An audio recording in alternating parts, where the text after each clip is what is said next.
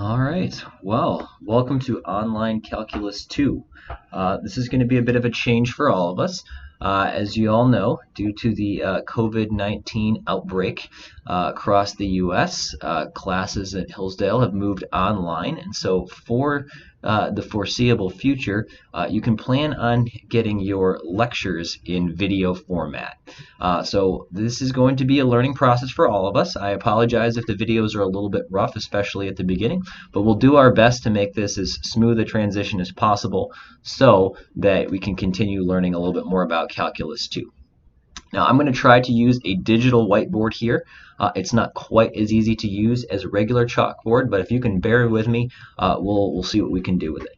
All right, so we are on to a new unit. We've talked a lot about integrals. At the beginning of the semester, we looked at methods of integration. How do we actually evaluate integrals? And we learned a variety of techniques for that.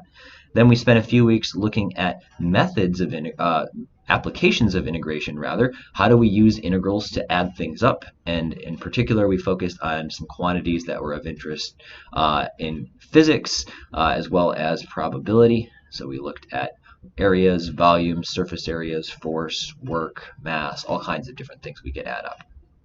For this last unit of the semester, we're going to be looking at a different sort of sum. We're going to be focusing primarily on what are known as infinite series.